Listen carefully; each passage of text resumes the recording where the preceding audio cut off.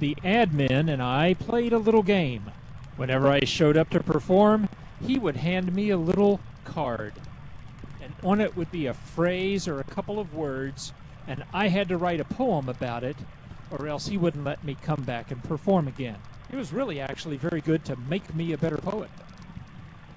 Well, one day he showed up, and he gave me 3 words: magistrate, sword, and coin. Now, guess what?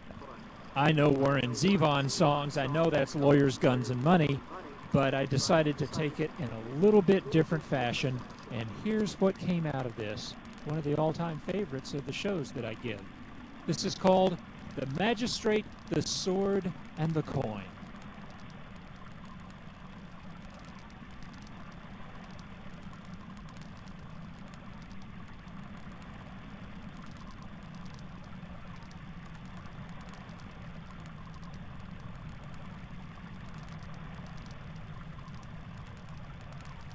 The magistrate said guilty and sentenced me to death. I protested my innocence with all my breath. They bound my wrists and led me down out of the justice hall to hang on a hook high up on the city wall. They'd come for me on New Year's Eve because I had paid for some food with a coin that hadn't yet been made available for public use. They were next year's lot. Someone hit the treasury and hadn't been caught.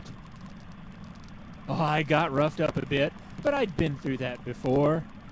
Then they searched in the back of my woodworking store. They removed my sword from its hilt, and there in a groove was a bit of dried blood that hadn't been removed. They cried, "We got him who killed the guard," and hauled me straight over to a courtroom to face the magistrate. He entered in somber robes, the hood upon his head, and began, "You'd better tell me all." So I said, "I had blood on my sword, and I had the coin, it's true. But the blood was from a canal urt that I slew. And the coin, I received it fair for a carving I made, an inscription in the handle of a knife blade." The evidence was damning. The coin was from my purse. As for my sword, could I have cleaned it any worse? Of course, he didn't believe me. I was in a jam. I'd had run-ins before. It's just the way I am. With one too many pagas, I'd get into a fight and then sleep it off in a jail cell overnight.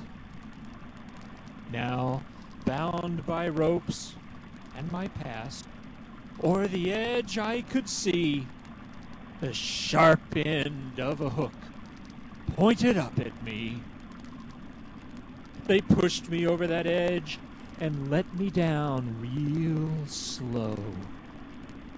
Then, when just above that point, they let the rope go.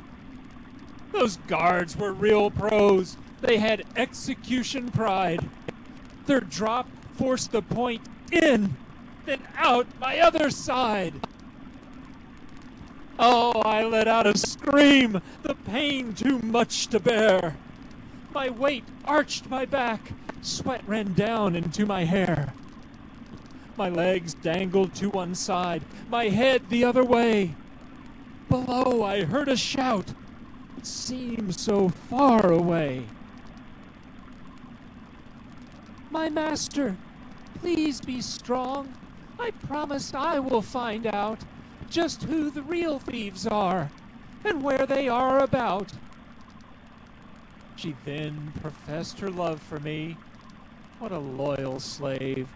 Then went off on her task, my poor life to save. In and out of consciousness, I sunburned on that hook. Who but my slave would even have bothered to look? I hung there. It seemed like years, but really just one day. Agony has a way of stretching time, they say.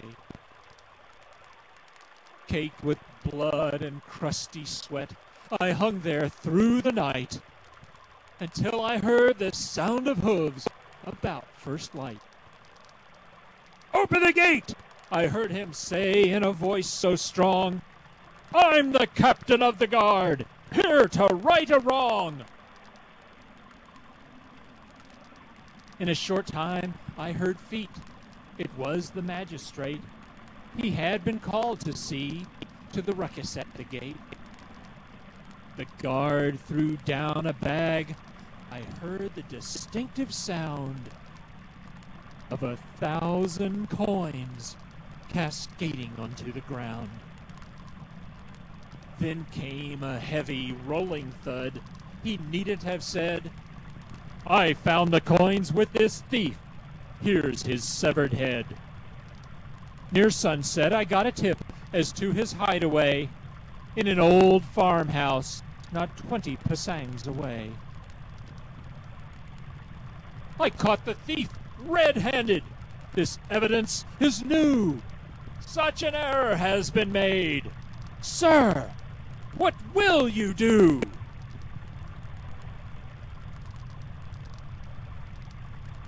The magistrate ordered them to take me down with care. My slave first by my side, she stroked my matted hair. The magistrate said, "I'm sorry, and today I will purge your full record clean and pay your doctor's bill." He asked to buy the next piece of furniture I made. He remembered I was a woodworker by trade.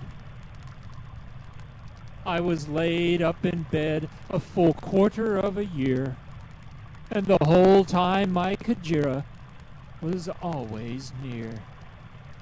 She took care of everything. She'd sit and hold my hand and say with misty eyes, "I hope you understand.